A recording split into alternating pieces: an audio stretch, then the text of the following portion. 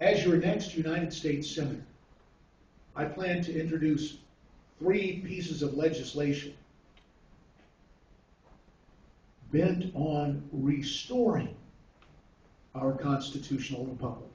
And the first of these is called the Congressional Responsibility Act. And it attempts to restore accountability and rein in runaway regulation with this simple mandate.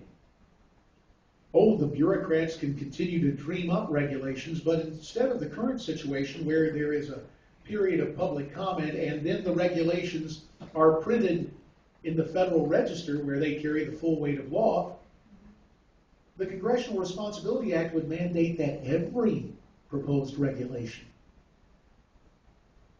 be sent to the House and the Senate for an expedited up or down vote.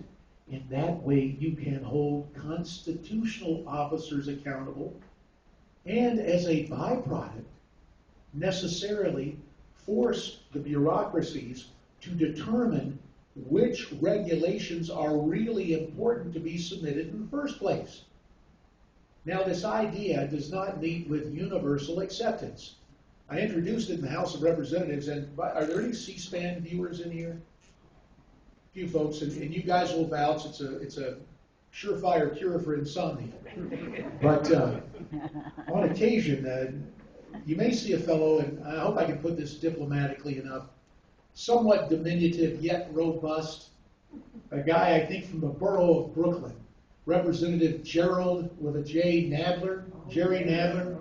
I was testifying in front of the Constitutional Subcommittee and the House Committee for the Judiciary, putting forth this idea, and Jerry grew apoplectic, and he said, "JD, if we have to do that, we won't have much time to do anything else." And I asked, "Jerry, that's a bad thing?"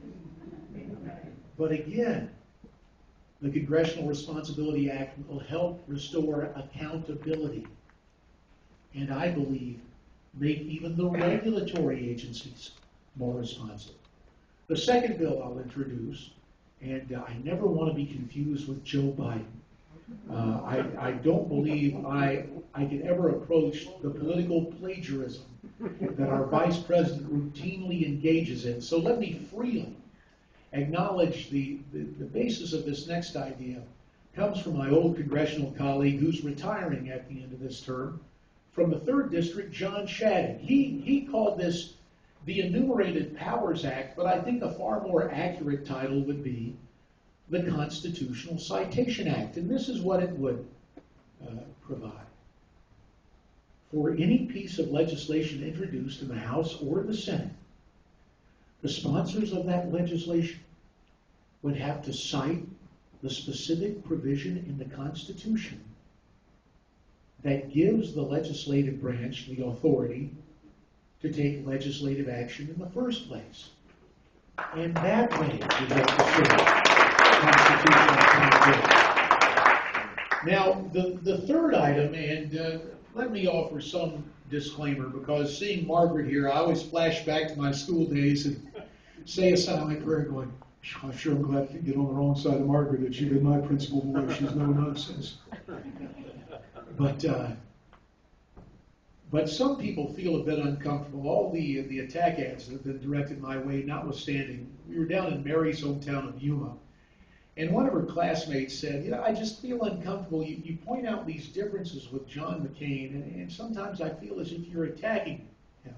I haven't spoken to this lady recently, given all the television ads that are out there, but if you're new to this and some of the political give and take, please understand that somewhere along the line, you probably had a teacher, quite possibly it was in history, and on one of your tests, you probably had an essay question that went something like this: compare and contrast the responses of historical figure A with those of historical figure B, given this particular incident in history.